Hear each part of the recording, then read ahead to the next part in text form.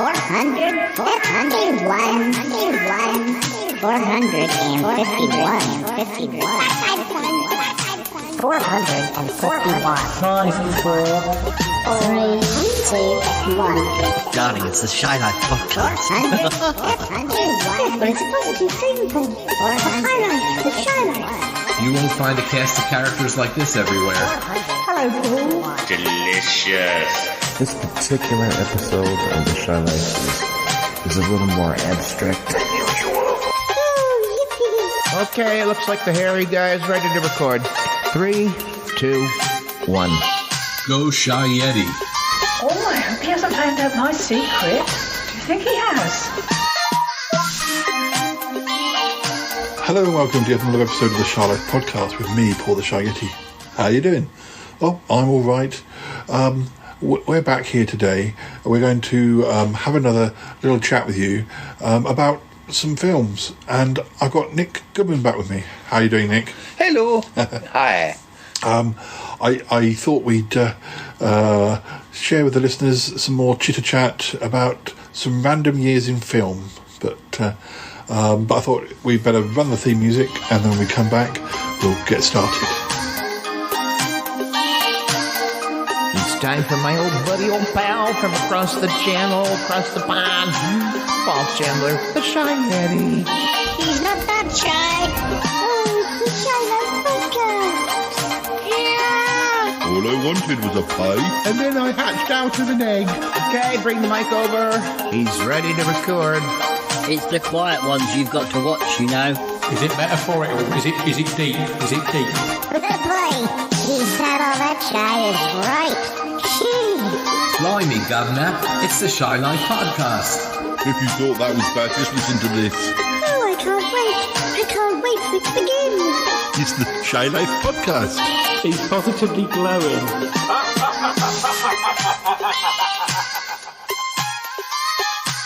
And we're back. So Nick, yes, I think last time we did this, it worked out quite well, but we're going to try for three more different years that we've not talked about before, and look at some of the films that were big that year, or ones that we particularly know. Yeah. Now I've got. Just hope it's the year I know. Well, most of the years, I'm sure you'll recognise a film or two, even if we don't know a lot. Or sometimes when we're recording these episodes, we kind of I get distracted by films I didn't know existed, but which sound interesting. So anyway, Cromity's here. He's going to generate the 3 years. Cromity, you've got Cuthbert ready to suggest some years for us? Yes, Paul, I have. Cuthbert is here. Hi, Cuthbert. Hello, Paul and Nick. Hello, Cromity.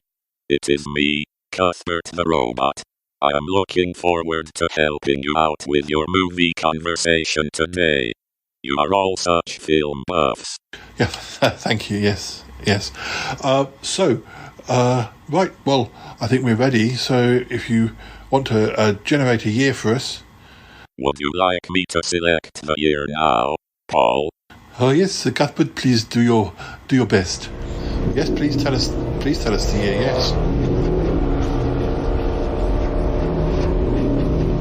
The first year that you will be discussing is 1979! Okay, 1979. So, right. Well, 1979 in films. Do you have any sort of for films that you particularly associate with 79? I've got a list here, but I thought you might have some. Well, I'll tell you about the films I actually saw in 79. There was one called. The thing is, I think some of them might have been made in 78, and they hit Salisbury by 79. One was The Cat from Outer Space, which I think had Roddy McDowall in. It was like a Disney comedy, and that was. I remember seeing that with my mum. Moonraker, the Bond of the year. I remember seeing that with my mum. Finding it a little bit too unbondy, I think, as a film, and I a wee bit too out of out of the box, as it were. I think also that year, this is nudging this is sort of a halfway house, because I think it was made in 78. I actually went to see it in the opening days of 80.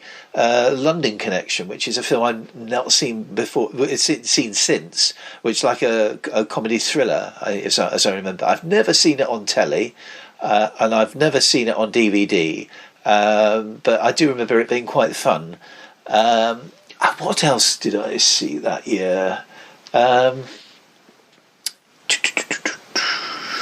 There was a thing, I think we might have talked about it before. There was a little film which I think came on before the main films, and I can't remember whether it was. I think it was either 79 or 80, and that's it was like a Two Musketeers-y thing with Eric Morecambe and Tom Baker. Oh yes. And I couldn't swear that was 79 or not. Beyond what I actually saw, there's several films that I know of very well but never seen. There's Alien, of course, which was the big horror film of that year. I remember the first time I heard about that was the Sunday supplement that my mum bought in the summer of 79, and it had an interview with Geiger, the guy who made the Alien, and it showed his workshop and everything, and it was interesting, very interesting kind of feature on him. And I remember it was just, I think they blew the gaff on the famous chest bursting scene. I thought, ugh, this sounds horrible. And to this day I haven't actually seen Alien. I thought you were going to say it was At Home with the Alien. The alien hanging out on the sofa. That's sort of all this film schedule, but it's so stressful. Darling. Kind of darling, yes. Trouble is, with looks like mine, I can't get another bloody film, can I? Actually, but the other thing, I think one of my favourite films comes from '79, and that's Time After Time. Oh yes. With Roddy, no, not Roddy, the other McDowell, Malcolm McDowell, and David Warner. The H.G. Wells meets Jack the Ripper. I think it's probably my top 4 or 5 films. But no, it's terrific. And Apocalypse Now, that's another one I've never seen, but it was an iconic film. I remember an ex-girlfriend of mine sort of watched it thinking, I've got to watch this because, it was one of those, during one of those times where it became fashionable to say 100 films you've got to watch before you die, which I always thought was a bit gruesome. 100 films you've got to watch in your lifetime might be a little bit kinder. We'll go through a list of just films released in '79, but I thought I'd tell you the highest grossing films of not gross as in Alien gross. I think that the Alien was probably the highest gross film. Yeah. Now I think these are the top 10 films released in America in '79. The biggest film was Kramer versus Kramer. Oh yes. Then the Amityville Horror, Rocky 2, and Apocalypse Now was number 4. Star Trek the Motion Picture was number 5. Oh yes, I've got about that. Alien was number 6. 10 was number 7. The Jerk. Oh yes, with Derek, Cuddly and Cuddly Dudley Moore. Yes. The Jerk is number 8. Moonraker number 9, and The Muppet Movie number 10. Now the funny thing is that the highest grossing, that, as I say, that's the American ones, but the highest grossing films internationally, the highest grossing film is actually an Indian film. Apologies for the pronunciation, but it's looks like it's called Shuhag, Suhaag. So that's actually the highest grossing film in the whole of the planet that year. And the second highest grossing film is a Japanese film called Galaxy Express 999. So the thing is, I'm actually I think that Moonraker was one of the most highest grossing bonds that there was, and I'm really taken aback that it didn't actually make it in the overall kind of big you know, whole sort of world. for the whole year, for the, well, Yeah. no, for the whole year, for the whole year, for the whole world. Yeah, I mean, it wasn't even in the top 5 in America. The third biggest selling film was from Russia. The only the fourth highest grossing film internationally was Superman, but I'm not quite sure how it works because Superman isn't in that other. It's Superman from '78. Yes, it is. Yeah, but I guess internationally it might still have been showing in '79 across the world. It was, but I mean, maybe that's the thing. Maybe some of the films that came out in '79 in America didn't make it to other countries until later. So maybe Moonraker would be higher in 1980 internationally. I'm not sure. But, yeah. What time of year did Moonraker come out? Do we know? Summer. Yeah. So you'd think it would have.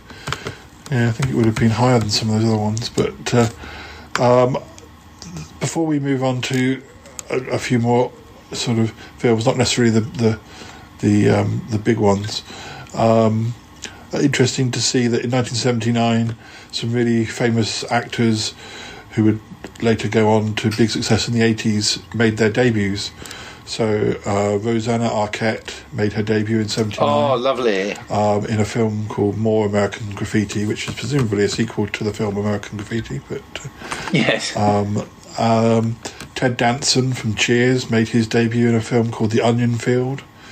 Matt Dillon made his debut in a film called Over the Edge. Danny Glover made his debut in a film called Escape from Alcatraz with Clint Eastwood. Timothy Spall made his film debut in Quadrophenia. Timothy Spall was in Quadrophenia? Oh, I didn't know. That's quite interesting, actually, isn't it? I didn't know. I didn't know.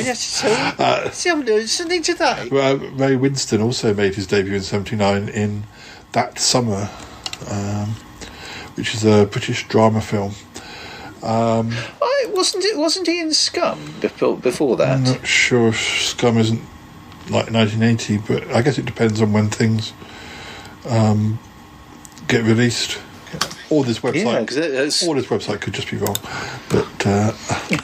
But Scum was sort of '79. Yeah, but That Summer apparently came out just before Scum, so Scum was the next film that was. He had 3. He was in Quadrophenia as well, so that year he was in. Oh, I see. That year he was in That Summer, Scum, and Quadrophenia, in that order. But he was nominated for BAFTA for Best Newcomer in That Summer. So. Oh wow! And Patrick Swayze also made his debut in 1979 in Skate Town, USA. Good grief! I had no idea Patrick Swayze had started that early. Yeah. In his film career. Skate Town, USA was an American comedy musical film produced to capitalise on the short-lived fan of roller disco. Roller disco. I didn't think it was that short-lived. Actually, I remember we were still roller discoing well into the 80s. Yeah. Let's just have a look and see what other. So British films. We needn't linger long on some of these, but there's a film called Agatha with Dustin Hoffman and Vanessa Redgrave, directed by Michael Apted, which who very recently died, and that was all about the true story of, based on the true story of Agatha Christie's famous disappearance. Although I don't know how much. Well, in the same way as Doctor Who invented what happened in that disappearance in one of its episodes, it seems to be a fascination for a lot of dramas as to where she went. I'm guessing they didn't come up with the same conclusion as Doctor Who did, and massive was. No. Oh no! Now I know that you and I have seen this film. '79 was also the year, although I think it was released in '78 in some territories. The Cat and the Canary with Honor Blackman and Michael Callan, which we recently. That's watched. right. Yes, with Beatrix Lemon in it, which surprised me. It was in some areas it was released in 78, but there's also yet another version of Dracula. Yes, with Frank Langella and Laurence Olivier and Donald Pleasance that came out that year. Oh, right.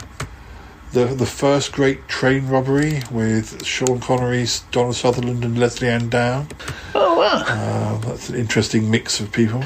Oh yeah, that's a Michael Crichton film. What else? Some of these are just interesting because I don't know them, but they're kind of like, oh, that sounds curious. So we've got the Lady Vanishes with Elliot Gould and Sybil yes, Shepherd. I've seen that. Yes, that's quite a good version. What's his face is in that from Dad's Army. Arthur Lowe.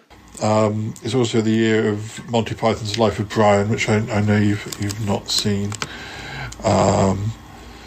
The Plank, Eric Sykes and Arthur Lowe. Oh yes, yeah. I feel like that's a short, it's a silent movie. 30 minutes, yes. But I think it was released as a B picture or before. Well, I thought The Plank. I think it was a re-release because The Plank was originally 1967. Yes. I remember watching it. We actually got that at the moment. Not really my cup of tea, but it's quite cleverly done. Yeah, I think looking at this, the 79 version was more of a TV version. Oh yes, I think they of the 67 version, but yes, they redid it, and I think Charles Hawtrey was in it as well. A very late appearance for Charles Hawtrey. 79 was also the year of, the Quatermass Conclusion, but that was a TV show. But I believe it was edited into a film-length version. I don't know what wide distribution it got. That's obviously with John Mills playing Quatermass. That's an interesting choice to re-edit it. Did it? Yeah. Because it does start off quite fast-paced, but just sort of slow down in the middle a bit. It's not saying that there is an opportunity to sort of tighten up a bit into a film. It's also 79 is also the year of Tarka the Otter, and the world is full of Married Men. I remember seeing the novel. We often talk about Paperback Parade, don't we? I remember seeing the book of The World is Full of Married Men in Paperback Parade for years. It was there. So. Now, I think we mentioned 10. Yes, that's a Blake Edwards film with Julie Andrews, Dudley Moore, Bo Derek. Yes. And 1941, which I don't think I've heard this mentioned because it's a Steven Spielberg film, but it's described as a comedy. But I think that underlines I really don't know what it's about. The war. Where I think it's got the guy from National Lampoon's Animal House, and I think it's a sort of comedy war thing. I've got the synopsis of it is in that book I mentioned sometimes, the films of the 70s, which I've got. So I've got a synopsis of it somewhere. I'm trying to think if 1941 might be the year America joined the war or something. That would make sense. It would. Yeah, of course. In America, there are. I didn't even know that this would be made into a film. I had to study Sylvia Plath. In English at school, and one of the things she did that I got on best with was her book The Bell Jar, which wasn't her poetry. I found her prose more easy to. I think it possibly is quite a depressing book. Yeah. But I think I was so relieved that it wasn't her poetry that I got on with it quite well. In fact, I remember sitting reading it in a station on the District line when I think I'd been in London and you'd been visiting Elaine, and you were coming home, and I arranged to sort of meet you on the way back, and I sat waiting in a tube station. That must have been a very long time ago. Yes, it was. Yeah, well, that's when I was at school. So I didn't even realise there was a film version of that. I forgot. 79 was also the year of Beyond the Poseidon Adventure. That's right. Yes, Michael Caine, Telly Savalas. Not as good as Poseidon Adventure, but I think it gets a slightly bum deal in that a lot of people, I think, expect it to be as good as the original. I suppose it brings something completely different to the table, and to be honest, I think there's room in this big wide world for both of them. So it's all right. I like it. I think it's all right. It's also the year of The Black Hole, which I don't know whether. I think I have seen that, but not for a long time. Black Hole is something I'd like to see again, because I think I didn't see it when it came out, because I thought, maybe this isn't really for me. But I actually thought I watched it Christmas '82 when they showed it on the telly. I didn't think it was too bad.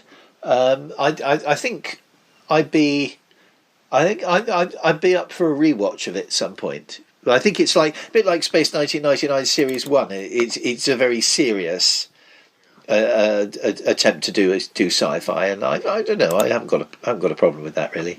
So there's a couple of films that I've not seen, but I wouldn't mind seeing. One is called Bloodline, directed by Terence Young, and that's got James Mason and Audrey Hepburn. It's based on a Sidney Sheldon novel, but apparently it's one of the only R-rated films that Audrey Hepburn ever made, and also by '79 she wasn't making films that often. No, I mean, it also is quite a late one for Terence Young, because he got Bond started. That was really, he was the man that really kind of got it going. It's a thriller, but I because I keep my eyes open for things like this, and I'd be interested in a late period Audrey Hepburn film. I don't think it's one that's that easily get holdable, but the trouble is with these things, with films that aren't readily available, you have to keep checking back, because there was a film I really liked, which I kind of given up on, and every 3 or 4 years something triggers off a sort of, I wonder if it's out, and sometimes you go on and you find, it is out now, and it may have been out for a couple of years, but you have to keep going back and having a look. This other film that I'd be quite interested in seeing maybe is called Boardwalk, and it's got Janet Leigh in, Lee Strasberg and Ruth Gordon, who was in Rosemary's Baby, and Howard and Maude, who we talked about on one of our book club episodes. It just sounds like it's an American drama film, but again, I'm kind of interested in. I like Ruth Gordon, so I'd be interested to see another film I've not seen, and relatively late on for her. I mean, there literally are so many films we could dip into, but I think we probably. I said that, and then I saw one that I definitely want to mention. It's one of my favourites. Manhattan by Woody Allen. Oh, came yes. out in '79. Have you showed me that? Yeah, it's one of his black and white ones, isn't it? With Diane Keaton and Meryl Streep. Yeah, I think '79 they were filming Empire Strikes Back, but it wasn't released to the following year. But that's right, yeah. But it's good stuff.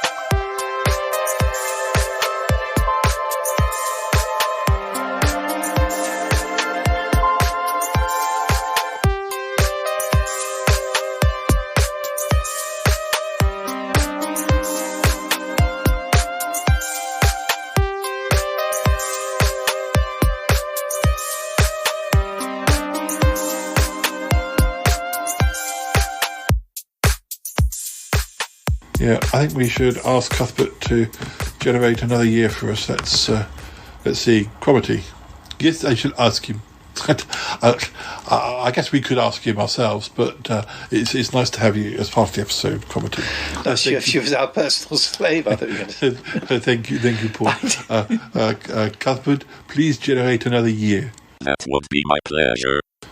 We could just choose the years ourselves as well, but anyway. It would be less fun without me, Paul, and you know it. Oh, please, Paul. Shush now. Yes, okay, sorry. You are forgiven, Paul. Hee. Okay, Cuthbert, please announce the next year. Okay, the next film year that you should discuss is 1965! Okay, 1965. Oh, an earlier one. Ooh. Okay, 1965. I don't know that I've seen plenty of films made that year, but I couldn't name any without looking at the list, I don't think. But I could try. There's one. I think it's 65. It's got to be one of David Warner's first ever, and that's Morgan: A Suitable Case for Treatment, which is basically David Warner as a young man who either thinks he's going mad or he's a bit eccentric or something, and I think it might be. It's Vanessa Redgrave, isn't it? His love interest, and it's a nice madcap film. He dresses up as a gorilla, and it's much lighter than the usual thing you'd associate David Warner with. Yeah. And it's a nice offbeat film. I've actually got it on my Amazon wish list at some point because it's a good, interesting, quirky sort of. It's got the sort of 60s experimental side that it's interesting. Thunderball, of course, was the Bond of that year. Yeah. And 60 Sound of Music. Yes. Of course, that's I imagine. Before you look at your list, would be one of the biggest grossing films of that year. Just trying to think of anything else we've got that's from 65.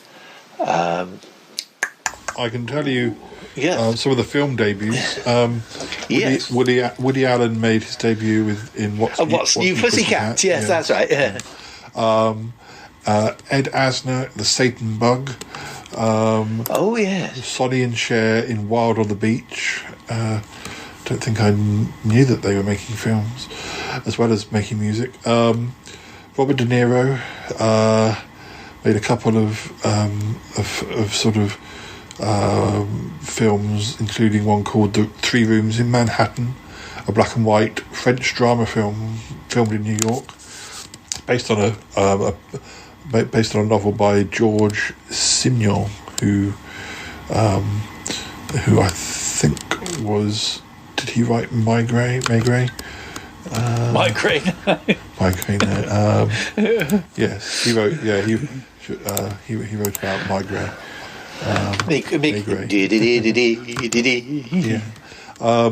Also making their debuts in 65 were Michael Gambon and also Derek Jacobi in Othello.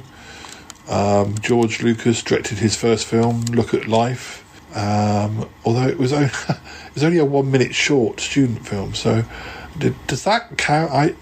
I wouldn't say that counted. That is like if you and I started making like big budget movies now. And took it from that Prison in the Sun, I think. Yeah, would they do that? I don't know that they would. I don't think they really count until they're massive. Until you're making. You can't blame them for trying. Yeah. Catherine Ross in Shenandoah. She was she was in Stepford Wives, and she's also in the Colbys that I'm watching at the moment as one of the main characters. But, I can tell you the top 10 highest grossing films in America. You're right. Sound of Music was number 1. Dr. Zhivago was number 2. Oh yes, Dr. Zhivago. Yeah. Thunderball was number 3. Those Magnificent Men and Their Flying Machines was number 4. Oh yeah. The Great Race was number 5. That Darn Cat. Oh yes. And then number 7, Cat Ballou, which is Capaloo. Jane Fonda, Lee Marvin. Yes, we've got that. Western comedy. What's New Pussycat was number 8. Michelle and Durr was number 9, and Von Ryan's Express was number 10. But yeah, let's have a look more generally. So these are more British films. There's a few here that I don't know about, but The Amorous Adventures of Mole Flanders. That's Terence Young. That's Terence Young as well. I bet it is. He's a naughty boy. Yeah, Kim Novak and Richard Johnson. That's described as a comedy. What else have we got? Bunny Lake is Missing. Laurence Olivier, yes, we've seen that. Noel Coward. I think Yes. Didn't I bring that over or something? You did. I'd seen it previously in about 1983, and we watched it together. It's a very, very good film, and directed by the feared Otto Preminger.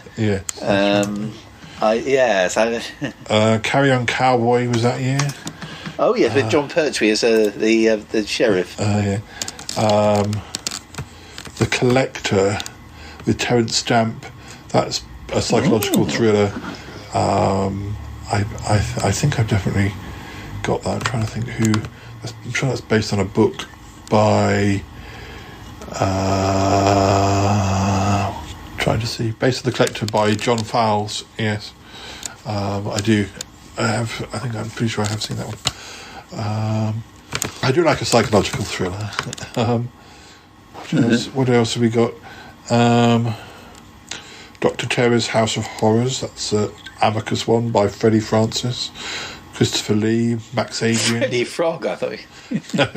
Max Adrian is he was in Who. Max Adrian. He was in the same year as well. Yes.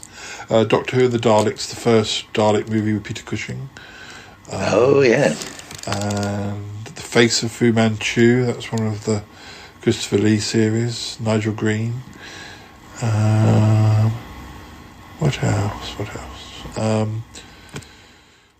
The Intelligence Men. Eric Morecambe, Ernie Wise. Spy comedy. Yes. This is sort of the era of spy comedies starting. And things like Man from I think now they know that Bond was working. They kind of inevitably, when things work, they sort of start taking the proverbially out of them. Yeah, Get Smart started around this time, and also 65 is around the time that the Avengers became the show that a lot of people think of when they think of the Avengers. Or even when they think of the 60s. Yes, yeah. 65 is the year of the Ipcress File, with Michael Caine, Nigel Green, Sue Lloyd. The Ipcress File didn't make it into the top 10, but it did make it in. It did make it to number 59 in the list of the top British films ever. So that was by the British Film Institute. So let me see. There's a film called License to Kill, but I don't remember. It's a spy comedy thriller, but it's not the License to Kill. It's got Tom Adams, John Arnott, and Peter Bull.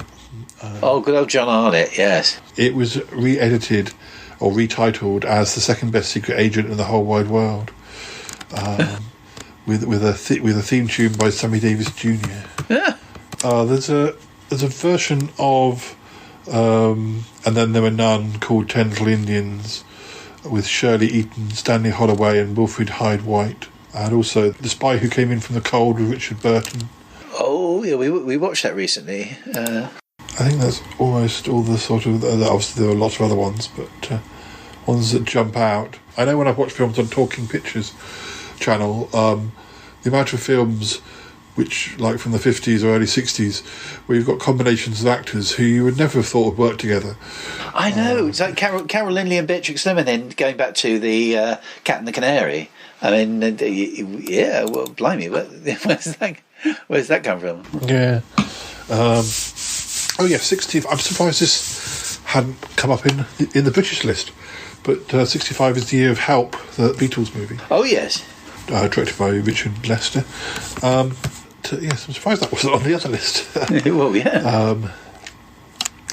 It's a British film, not an American one. Although I'm sure it was shown in America, but I think that's probably it for for 1965. I think quite a go-getting year. Yes, I think when Martin and I have talked about the music of the 60s, it's sort of 64, 65 when you can tell the decade's heating up as far as songs that, I mean, there are obviously a lot of songs in the early 60s that are famous, but they're not necessarily in the top 10 of That's right, songs yeah, for the yeah. 60s. It's usually more songs from the mid to late 60s that are the ones that are, when people say the 60s, that they're thinking of those songs.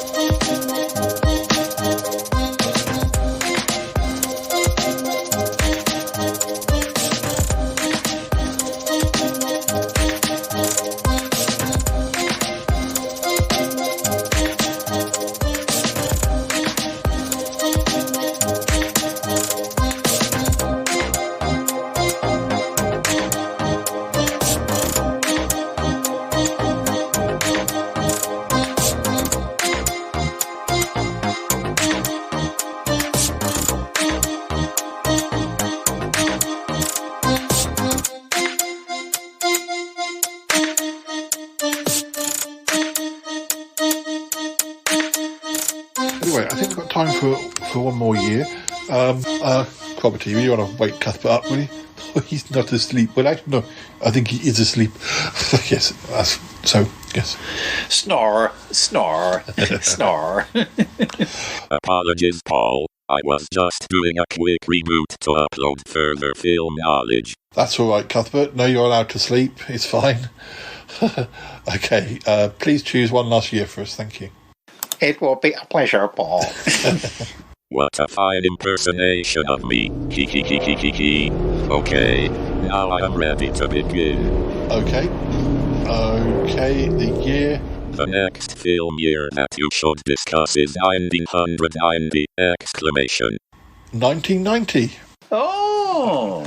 So, 1990. Do you remember anything particular that you went to see in 1990? I don't think I went to see anything in 1990. No, not because it wasn't worth it. I was just so massively busy. When I did the Life After book, I was kind of researching my old diaries. At 89, 90, massively busy. And I don't think. Also, I don't like going to the. I wasn't one of those people who enjoyed going to the cinema on my own. You know, I'd always want to go with somebody. And although I can remember, I think it was a couple of years where I just didn't. I don't think I went to see anything. But no, I just off the top of my head though, I know that was it Ghost came out that year. Yes. That's one that immediately springs to mind. And 1990 was one of those years where I was starting to go to the cinema by myself by this point. Yeah, a pretty woman, I think, that year. Yeah. Not a film I like, but that obviously mega big. And 2 stars I'm not very interested in, but I didn't realise that Pretty Woman was a Disney film. Not Disney in the way we think of Disney. I was going to say it's a wee bit saucy for Disney. I mean, I think Mickey Mouse would have had to have left the cinema. Well, certainly with certain connotations. Yes. But 90. Let Him Have It. Oh no, that was 91. Was it Let Him Have It 91? With Christopher Eccleston and Paul Reynolds, who used to be in Press Gang. The true story of Hang Ratty, I think, wasn't it? Or am I getting my murderers mixed up? I'm not sure. I've seen bits of it, but I can't remember that was 90 or 91. But that was a memorable British film that year. I've got some, or the year after. I've got some debuts or film debuts, because some of these people had definitely done TV before 1990. But you've got Hank Azaria, who is known for doing a lot of the major voices on The Simpsons, but is also an actor in his own right as far as being on camera as well. He was in Pretty Woman. You've also got Robert Carlyle in The Silent Scream. That's about a convicted murderer. Harry Connick Jr., Memphis Belle. I remember that being sort of about servicemen and sort of planes, I think. But Russell Crowe, Van Diesel, Lisa Kudrow from Friends. She was in a film called Impulse, about a thriller about a female police officer. Who else? Julianne Moore, Tales from the Dark Side, the movie. Guy Pearce of Neighbours fame made his first movie that year, Heaven Tonight. Christina Ricci was in Mermaids that year. And Catherine Zeta-Jones, she was in a film called Les 1001 Nuits. That's 1001 Nights, I think. But it was that actually? That's interesting. Was that because she did Darling Buds? She would have recorded Darling Buds of May that year. That's interesting, because I always thought Darling Buds of May was that absolute debut. Yeah, that's interesting. It's a French-Italian fantasy film, but it I don't know quite what order it doesn't even say what month of the year it came out in. How intriguing. It says they were making it in. It says it was being filmed in April 1989. The lead actress Catherine Zeta-Jones was performing in the West End Theatre when she was spotted by the director who offered her the film role. Spotted by the... Oh, you should be working. What are you doing in the West End? It sounds like, if anything, she was doing stage work, but he might have got there before she did. Well, it sounds like it, doesn't it? Ooh. Oh, you didn't know that. So yes, I'll read you the top 10 films, although I'll say this is the American top 10, but I imagine most of these films did very well in the UK as well, and other territories. So the number one film of 1990 was Ghost, followed by Home Alone, then Pretty Woman, Dances with Wolves, Total Recall. Oh yes. Back to the Future Part 3, Die Hard 2, Presumed Innocent, Teenage Mutant Ninja Turtles, and Kindergarten Cop. Those were the top 10. Dances with Wolves was Kevin Costner film. No, that's right.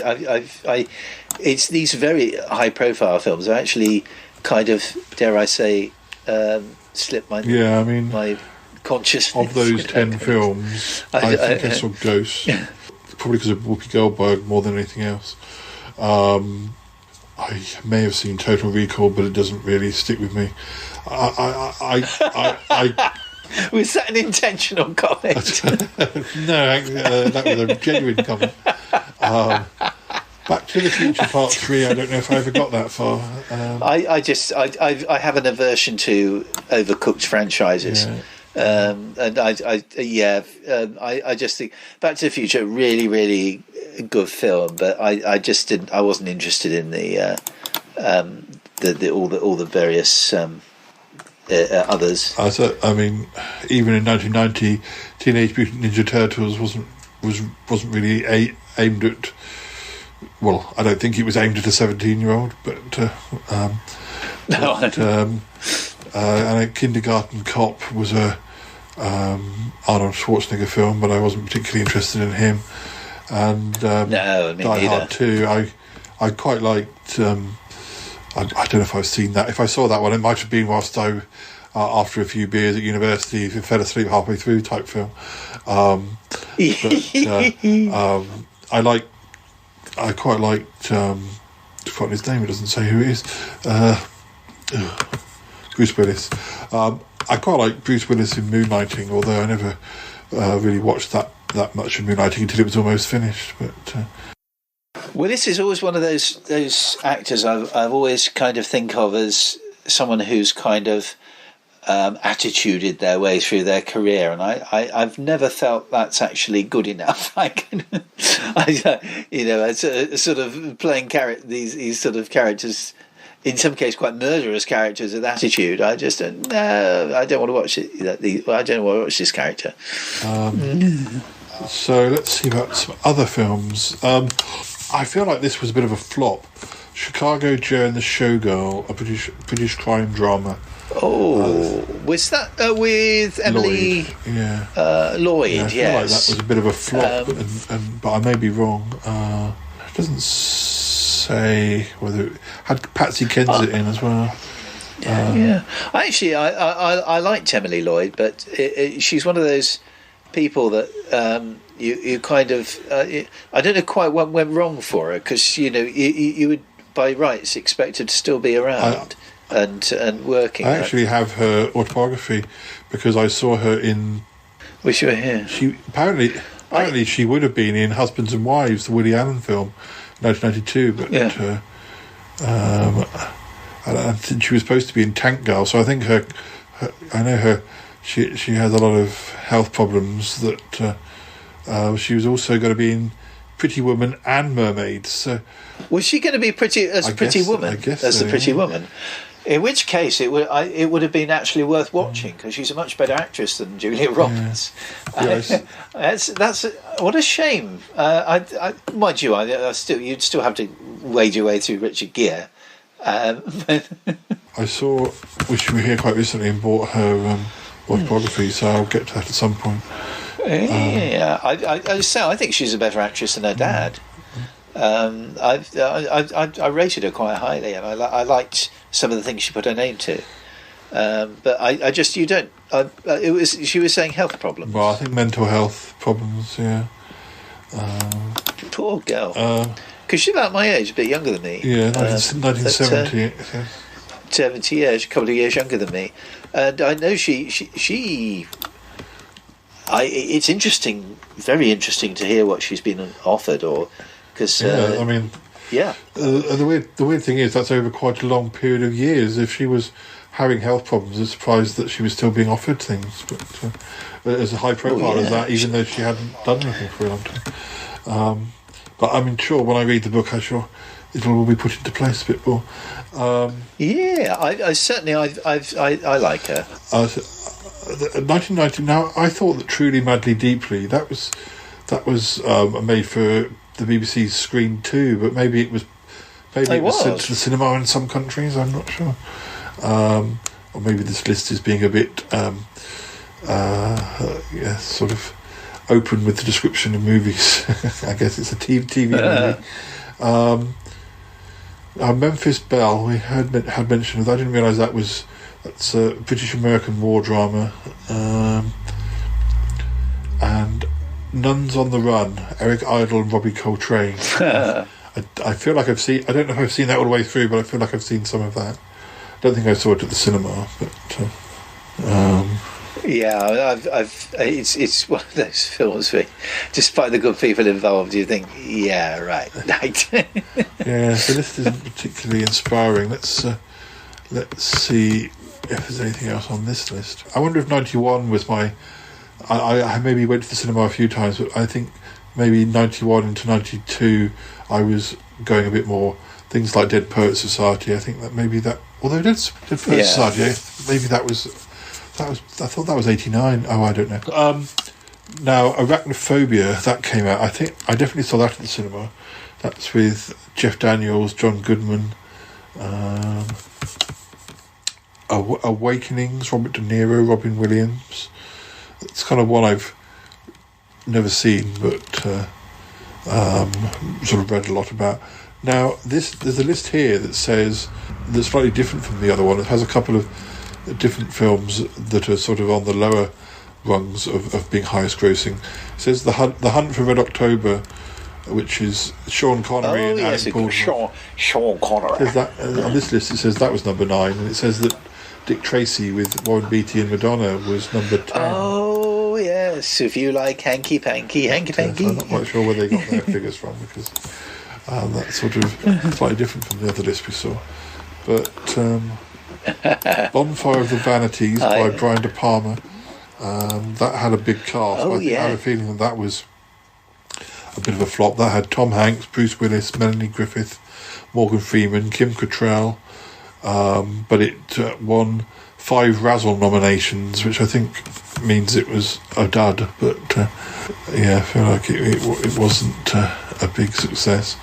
What else have we got? Cry Baby, John Waters, Johnny Depp, Ricky Lake, Iggy Pop, musical comedy. I've seen a few John Waters films. I can't remember if I've seen Cry Baby, but I mean, this list is very. Looking at this, you know, where are the little, the small films? It's all really major films. It's all mega. That's the thing. I think me and to a certain degree yourself, we've got an aversion to hype and big movies. We like the sort of more obscure stuff. 1990 was also the year of The Exorcist 3, which I've seen The Exorcist 2. I'm not sure I've seen 3. And I thought it was Flatliners. Julia Roberts, Keith Sutherland, Kevin Bacon, William Baldwin. I have seen that. Although the notes by the side of it says that this is a remake of a 2017 film. How can a 1990 film be a remake of a film that isn't made for another 30? Clever if you can do it. Something of a paradox. Been time travelling. Apparently, Edward Scissorhands was 1990. Johnny Depp, Winona Ryder, Vincent Price. I've definitely seen that. Although I didn't realise that was Vincent Price's last film. I suspected it probably was. Is he just doing a voiceover? I don't know. Is he actually in it? Okay. No, I think I don't think he's in it loads, but I think it's. He's definitely, he plays, doesn't he play Edward Scissorhands' creator? Right, or I think he's a key part, but I don't think he's probably in it all that long. Yeah. The Godfather Part 3 came out in 1990. I don't think I've ever seen any of the Godfather films. I know they're one of those ones that you're meant to have watched, but before you die. Well, I'll watch it just before I die, or maybe as I'm dying, or afterwards. My last request is I want to see The Godfather. Gremlins 2: The New Batch. I think I saw that at the cinema. That's the sort of one we might have even gone to see with the school. But I remember this being quite big, Green Card, a film with Andy McDowell and Joe Depardieu, directed by Peter Weir. Is that about football? No, I think it's about somebody needing a green card to stay in the country. I can't remember which way round it is. It's an American woman who enters into a marriage of convenience with a Frenchman, so that I've lost the sentence now. Who enters into, so that he can remain in the United States. But I do remember that being the sort of first thing. The first time I ever heard of Joe Depardieu, but I don't think I've ever seen it. But Jacob's Ladder, Tim Robbins. I remember that being. I don't know if you describe that as a horror film. It's a psychological horror film. I remember.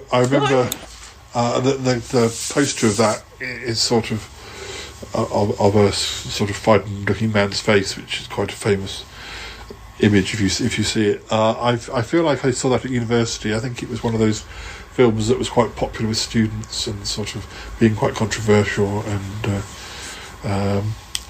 that's funny. I feel like this was maybe another flop. Joe versus the Volcano, Tom Hanks, Meg Ryan, Lloyd Bridges. In which case, Tom Hanks was in a couple of films this year which were kind of considered to be flops, but I don't know. Apparently, it's become a cult film since Killer Tomatoes Strike Back. So that sounds like something that we would have worked on Sutton Park. It's the third in the Attack of the Killer Tomatoes series. Didn't realise there were more than one. There are more than more Killer Tomatoes. Yeah, there's the return of them, and then you would live in there. There's one after it from '91 called Killer Tomatoes Eat France. These sound like very serious films. Yes, very intellectual. Yes. Well, I think that's pretty much all that 1919 has to offer that is of interest to us, even if it's slightly uncertain interest. But there was a version of Lord of the Flies made that year. I wonder if that's the version I saw at school, or whether that's another version. I feel like there was an older black and white version that was around when there was. Yeah. Yes, there's one that was made in 1963. Yeah. I feel like that's probably which we studied it at school. No, we studied it too. Because William Golding was a teacher at Bishop's. Yeah. So and I think I was taught by somebody who was in one of his classes and used to tell me that he was part of the class of kids that William Golding used. But then I don't know whether that was him. I don't know if that was honest. I don't know if it was him being honest. Well, or whether that was the ones that were based on the savages. So whether that's true or whether that was just something that he liked to tell people, because how could you prove otherwise? I'm not sure. Yeah. All of William Golding and that teacher are now long since gone, so I'll never find out for sure. Yeah. But it's quite a nice idea, though, isn't it? This is before we go. This is another one that I would rate from 1990. Misery, based on the Stephen King novel with Kathy Bates and James Caan. That came up on a recent on another episode of the podcast recently. One of the more successful Stephen King adaptations, about an obsessive fan, and actually we spoofed that on Sutton Park years ago, where I was held hostage, well, my character was held hostage by a strange policeman, and I'm pretty much sure that was us trying to spoof Misery. But postcards from the Edge, Mike Nichols, Meryl Streep. That's based on a novel by Carrie Fisher. I've seen it. Yes, I've read the book as well. But I used to go out with somebody who showed me it. Mm-hmm. And we watched the film as well. Psycho 4 came out that year, which is the last of the Psycho series. Anthony Perkins is still in it. Olivia Hussey's in it. And Pump Up the Volume, Christian Slater. I feel like that was another one that got bandied around, mentioned a lot at university. Rocky 5, I didn't even realise they went up that far. Sylvester Stallone, it got 7 Razzle nominations, obviously not regarded particularly well. Well, you're milking it now. It's if you're doing that many, it's not a good idea. Texasville, Sybil Shepherd, Jeff Bridges. It's one I sort of recognise the title of, but I don't think I've ever seen. There's a version of Treasure Island with Christian Bale and Charlton Heston, but I think that was made for TV. That was after he was in the Colbys as well. He's quite good in the Colbys, actually, Charlton Heston. He works quite well as that sort of patriarchal character. And even though politically he was a bit too fond of guns and all that sort of thing in real life, I tried to disapprove of him, but I found myself enjoying his performances. He's a guilty pleasure. I think I went and saw this one, Young Guns 2. I think that was a sort of that was a sequel to Young Guns, and I think it was a spoof western. Emilio Estevez, Keith Sutherland, Lou Diamond Phillips, right. Christian Slater. I was a bit of a fan of Christian Slater for a while. I ended up seeing quite a lot of his films. Seen quite a lot of him, haven't I? Well, depending on what films. Anyway, well, I think that's about all we've got time for. Thank you, Cuthbert. Thank you, Cromitty. It's our pleasure. My pleasure, Paul. My pleasure! Exclamation. And maybe we'll do another one of these episodes sometime soon. But anyway, thank you, Nick, for... My pleasure. It's a bit of a mixed lot of years. I think out of those, 79 was probably my favourite. Well, yeah, I'm afraid I wasn't much help with 90 because, as I say, it was busy old year. I was familiar with all the ones you mentioned, but I think I was aware of the pop culture at the time, but I wasn't really involved in it. Yeah, I mean, some of these things you end up knowing the music better than, like Pretty Woman had that song by Roxette, It Must Have Been Love. Which that was recycled by Roxette, or somebody asked them to change some words to it. Had been a hit in Sweden, I think, with a slight. I think it was actually a Christmas song. It was more Christmas themed. I think actually there wasn't much mention of Christmas, but there were some lyrics about being alone at Christmas and things. I think it was. I'm not quite sure which year they released it, 88 or 89, as a Christmas single, and so it just got reworked for Pretty Woman soundtrack. Yeah, and then it ended up being one of their biggest hits. I would say the soundtrack Pretty Woman is probably the best thing about it. Yes, yeah. Anyway, right, well, thank you for listening, listeners, and thank you for being here, everyone, and we'll speak to you again soon. Bye-bye for now. Bye-bye for now. Bye-bye.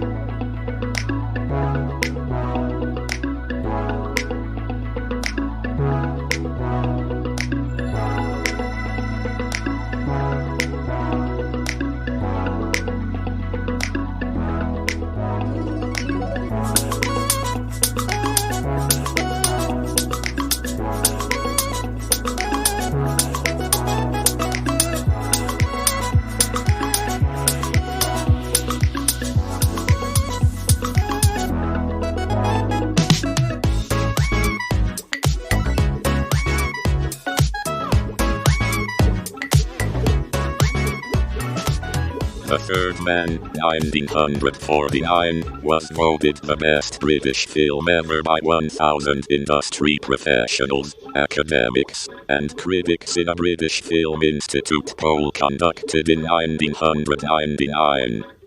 Lawrence of Arabia, 1962, was voted the best British film of all time in August 2004 by over 200 respondents in a Sunday Telegraph poll of Britain's leading filmmakers. The Italian Job, 1969, was voted the best British film in a poll of film fans conducted by Sky Movies HD in 2011 when it received 15% of votes. It also topped a 2017 survey by View Entertainment. Get Carter, 1971, was voted the best British film ever in a 2003 poll by Hot Dog Magazine. It also topped the 2004 poll of 25 film critics conducted by Total Film. Don't Look Now, 1973, was named the best British film in a poll of 150 film industry experts conducted by Time Out London in 2011. Monty Python and the Holy Grail, 1975, was voted the best British picture of all time by 7,000 film fans in a 2004 poll by the UK arm of Amazon and Internet Movie Database.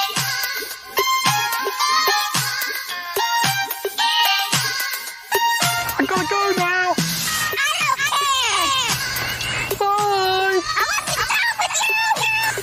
Gotta go. Bye. Goodbye. Goodbye. Goodbye. Goodbye. Goodbye. This show is part of the Pride 48 network. Find more shows over at pride48.com. Oh dear, what's going on now? Oh, it's the Shy Life Podcast. Let's go. I have a voice. I have a voice. You have a voice. You have a voice. We have a voice. We have a voice. Unique voices in podcasting. UnivazPods.net. Gone with the Wind, 1939, was voted the favorite film of Americans in a poll of 2,279 adults undertaken by Harris Interactive in 2008, and again in a follow-up poll of 2,276 adults in 2014. It was also voted the best American film of all time by 35,000 members of the American Film Institute in 1977. It was picked in 2011 as the best film for Best in Film. The Greatest Movies of Our Time, an online poll in which over 500,000 votes were cast. Voters chose from a list of 10 English-language films selected by film industry experts. Citizen Kane, 1941, was selected as the greatest American film in 2015 by 62 international film critics surveyed by the BBC. It was also ranked top in every sight and sound critics poll between 1962 and 2002, and the directors poll in 1992 and 2002. The American Film Institute polled 1,500 film community leaders for the list's 100 years. 100 movies, and the 10th anniversary edition in 1998 and 2007 respectively, asking voters to choose from a list of 400 nominations. Both polls identified Citizen Kane as the best American film ever. It was voted the best American film of all time with 156 votes in a 1977 poll of 203 experts from 22 countries, 116 Americans, and 87 non-Americans. The poll was organized by the Royal Belgian Film Archive and titled The Most Important and Misappreciated American Films, and they were looking for subjective choices. Casablanca, 1942, was voted the greatest American film by readers of the Los Angeles Daily News in 1997. Vertigo, 1958, topped the Sight and Sound Critics poll in 2012 with 191 votes. The Godfather, 1972, was selected as the greatest film by 2,120 industry professionals in a Hollywood survey undertaken by The Hollywood Reporter in 2014.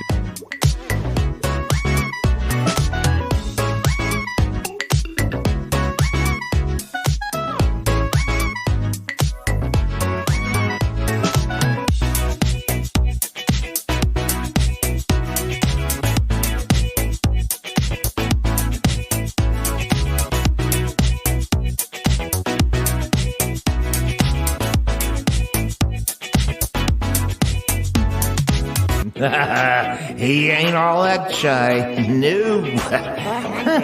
I've met him. 451.